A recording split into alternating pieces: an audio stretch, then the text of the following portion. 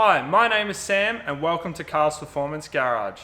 Today I'll be showing you how to replace your brake pads in your Subaru WRX. This tutorial will also apply to most other makes and models of cars that use this brake caliper design, where you've got brake pistons on either side of the brake pads and the rotor, pushing the brake pads towards the rotor, using pins, clips and springs to stabilize it.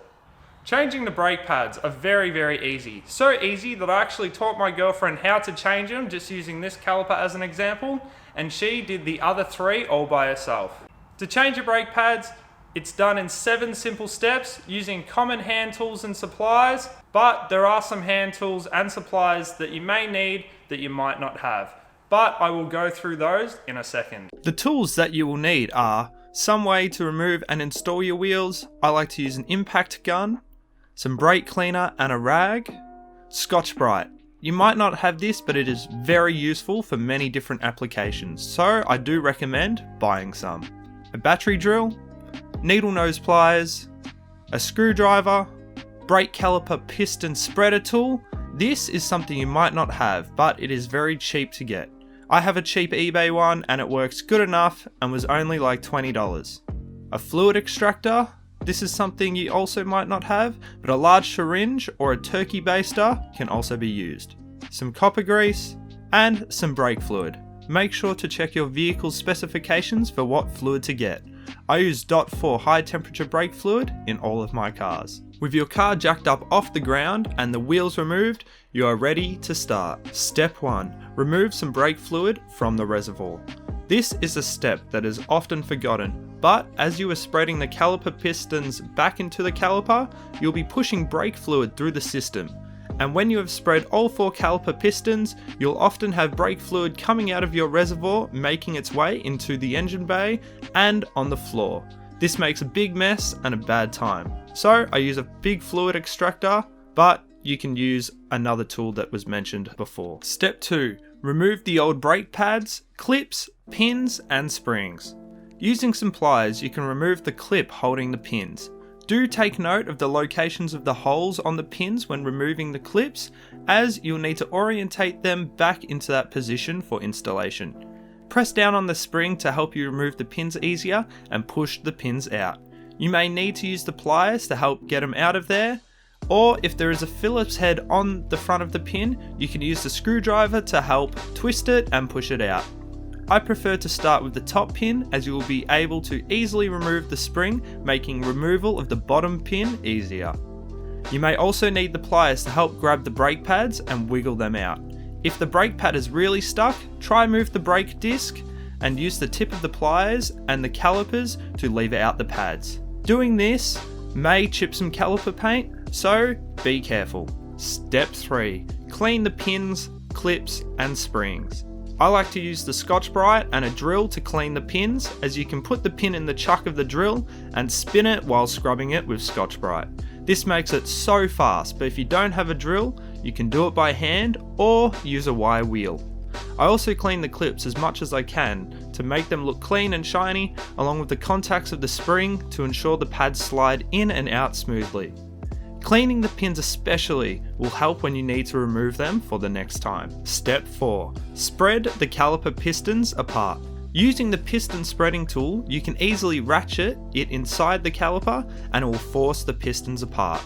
You can also use a pry bar, but to prevent damage on the pistons and the seals, using the right tool is always best. Once you have spread the pistons apart, I like to give them a quick clean to get rid of any of the old grease with brake cleaner and a rag. Also, quickly spin the rotor around and give the surface of the rotor a clean, just in case you've contaminated the rotor with some old grease. Step 5. Grease the back of the brake pads and install the new brake pads. Some brake pads will come with a grease packet to apply between the piston and the back of the brake pad. If it does not come with a packet of grease, I use copper grease. Apply a small pea-sized dot to the back of the pad and spread it around where the piston would sit. You do not need to apply much, but greasing the back of the pad helps reduce noise and vibrations when braking. Slide the new brake pads into the caliper. If the new brake pads come with wear indicators, ensure that those wear indicators are being installed on the side of the caliper closest to the body of the car. Step 6. Install the cleaned pins, springs and clips.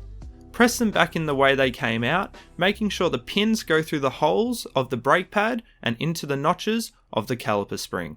I like to install the bottom pin first on these WRX calipers because once it's installed, I can easily insert the spring. Once the spring is inserted into that bottom pin, you can put some pressure on the top of it and slide the top pin in. Once the pins and the springs are in, rotate the pin so the holes in the back are orientated the same way when you are removing the clips. If they are not in the right position, you can press down on the spring and using your pliers, twist the pin until it's in the right spot. Step 7. Pump the brakes and add some brake fluid. Now that all the hardware and the new brake pads are installed in the caliper, jump in the cockpit, pump the brake a few times so it means that the pistons are hitting the brake pads. Once you've done that, you'll notice your brake fluid reservoir is now low, so ensure to top up the reservoir back to the maximum fill line. Now you can put the wheels back on, put the car on the ground, and you are done. Now that your brake pads are installed in the car, have a look at the instructions on the brake pads and it will give you a bedding in procedure.